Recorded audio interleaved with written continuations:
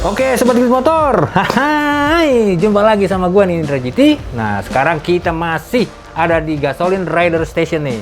Saya ditemani oleh bosnya, Bro Chris. Bro Chris, apa kabar Bro Chris? Waduh. Baik. Jadi ini ternyata jualan helm ya.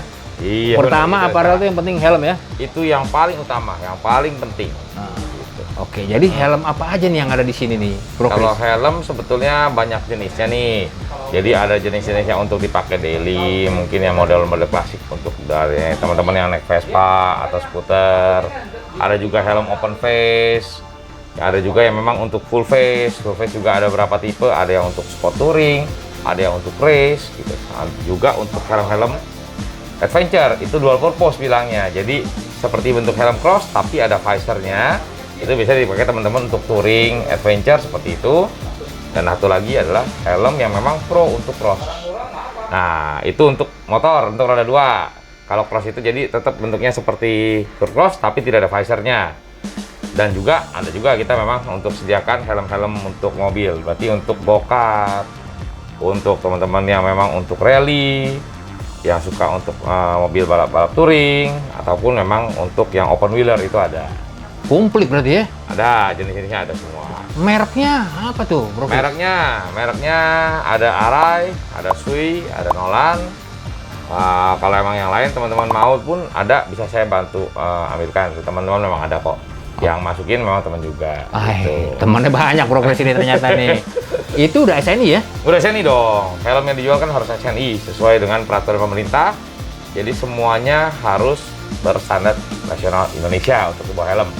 Dan memang helm SNI ini juga banyak kelebihannya. Selain memang untuk standar nasional kita, Indonesia, banyak after sales service-nya yang bisa didapat. Gitu. Jadi ada free cuci seumur hidup, ada free fitting seumur hidup, ada garansi 5 tahun, jadi nyaman lah kita gitu loh. Jadi tergantung harga juga nih berarti ya? Iya. Nah, helm yang paling mahal berapa nih? Yang paling mahal itu helm Arai, itu GP6 SRC, itu bahannya karbon, itu dipakai untuk balap mobil sampai open wheeler seperti itu, harganya 80 juta. Dijual loh? Ada, tapi kita nggak ada di stok kalau itu karena memang jarang ya. Nah, jadi kan keperluannya bukan untuk motor, paling banyak kan helm digunakan untuk biker sebetulnya. Kalau mobil yang menggunakan helm itu biasanya hanya profesional. Kan nggak mungkin kita hari-hari bro kita pakai helm naik mobil, kan aneh gitu, nggak boleh lah gitu. Menyalahi aturan sebetulnya. Jadi boleh dibilang helm yang paling banyak memang helm motor sebetulnya. Helm mobil tapi pun kita masih ada, masih ready. Nah, kalau helm motor sendiri itu paling mahal di sini jual berapa? Helm motor yang paling mahal tuh Arai, juga sama yang karbon. Arai, SRC juga karbon, tapi yang polos hanya karbon full itu 42 juta. 42 juta? Ya, kalau untuk bisa beli X-Max. Bisa dapat second ya. Betul ya. Betul. Kalau untuk polos, kalau untuk motif kita bisa minta special request ke Arai Jepang. Tapi itu yang current model, berarti model yang memang saat ini masih diproduksi oleh Arai, nanti diaplikasikan di atas karbon. Motifnya itu selisihnya 6 juta, lebih mahal dari yang polos. Ya.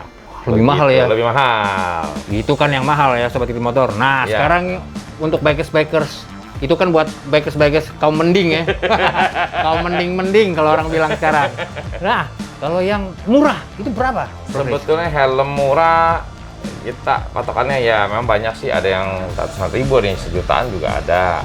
Itu brandnya beda, bukan Arai pastinya. Ada brand RS2 juga ada yang 1 jutaan ada gitu kan. Cuman memang beda bahan dasarnya. Bahan dasar untuk sebuah helm itu kan ada berapa. Yang paling safety itu adalah memang fiber komposit. Nah, yang biasanya yang harganya lebih murah itu basicnya pakainya termoplastik. Jadi memang bahan dasarnya beda. Tapi masih aman? Kalau nanya aman, cukup aman. Tapi kalau nanya aman banget, saya pribadi lebih baik kita cari yang safety, karena kepala kita seperti nggak ada spare. Kalau saya gitu ya. Nah, itu kalau saat membeli helm, apa sih yang diperhatikan? Ini, kalau untuk mencari sebuah helm yang proper untuk kita, itu sebetulnya bagi saya ada 3 step. Yang pertama langkahnya adalah perhatikan faktor safety. Karena yang kita beli ini kan bukan fashion gear tapi safety gear. Jadi nomor 1 safety. Safety itu ya pasti kita cari tahu dulu bahan dasarnya yang tadi saya sebut. Kalau bisa kita usahakan beli yang fiber komposit. Setelah itu, standar sertifikasi safety untuk sebuah helm di dunia itu banyak. SNI salah satunya, dan yang paling tinggi di dunia adalah Snell. Setelah Snell ada ECE, ada DOT, dan banyak macam. Ada JIS sampai ke di SNI. Yang paling tinggi itu Snell. Jadi kalau bisa usahakan selain bahannya fiber komposit, dia juga sudah bersertifikasi Snell. Itu yang paling safety. Di faktor kedua itu comfort. Comfort itu kita harus menyesuaikan bentuk tengkorak kepala kita dengan bentuk helmnya itu sendiri. Helm itu banyak macam. Kalau helm kepala untuk Asia rata-rata itu bentuknya round. Itu round berarti bulat. Kalau untuk Eropa itu sebetulnya bilangnya oval karena kepala bulat itu biasanya di sininya nggak terlalu lebar, tapi dia panjang. Jadi memang bentuk helmnya beda gitu. Nah, kita cari yang sesuai dengan tengkorak kepala kita yang untuk bulat. Tadi ya kita kalau bulat cari yang bulat. Terus setelah itu cari size yang tepat. Tidak boleh terlalu tight. Jadi takutnya kalau terlalu kencang nanti lama-lama dia blackout gitu. Kita pada saat riding lama itu blackout bisa terjadi. Berarti intinya tightnya itu harus, tapi tidak boleh terlalu tight. Jadi kalau feel tightnya itu masih dari busa itu oke. Tapi kalau lebih dari busa ketekan berarti EPS-nya itu tidak baik. Begitu juga longgar. Kalau longgar, teorinya seperti ini. Helm itu ada 3 layer. Ini shell yang paling luar, kemudian ada EPS, ada busa. Ini kepala. Kalau emang ini tight, pada saat kena impact besar, impact ini diterima oleh si shell, dioper ke EPS. Nah, EPS karena ada pressure dari sini dia akan patah kalau impactnya besar. Terus busa dan kepala sudah aman dari impact.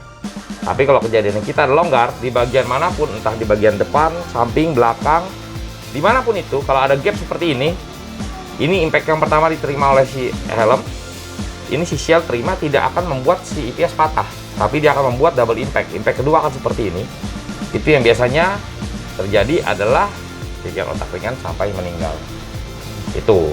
Jadi setelah 2 faktor, safety-nya dapat, comfort-nya dapat, terakhir baru style. Jadi kalau bisa style mengikuti kedua faktor. Setelah 2 faktor itu baru beres, kita boleh pilih model yang kita suka. Itu. Baru kita pilih ya. Yes, betul. Nah, itulah sobat-sobat Grit Motor, hal-hal yang mesti diperhatikan saat membeli helm. Kalau mau datang ke sini, lokasinya di mana nih, Bro Chris? Lokasinya ada di Jalan Intan 3, nomor 126A, di Sumur Batu, Kemayoran, Jakarta Pusat. Lokasinya dekat dengan, kalau teman-teman tahu, di daerah Cempaka Mas belakangnya. Jadi dekat ya, dekat. mudah Ya, dicapai ya. Betul. Nah, sobat Grit Motor, jadi itulah bincang-bincang kita memilih helm ya. Nah, jangan lupa nih subscribe dan bunyikan lonceng agar kalau ada video-video terbaru dari Grit Motor, sobat-sobat dapat notifikasi. Sehingga kalau ada video terbaru, sobat langsung dapat nonton langsung video terbaru dari Grit Motor. Bro Chris, makasih banyak Bro Chris. Sama-sama, Bro Indra. Udah ngerepotin ini. Banyak, aman. Oke, sobat Grit Motor, sampai jumpa dengan video-video terbaru dari Grit Motor lainnya. See you. Nah.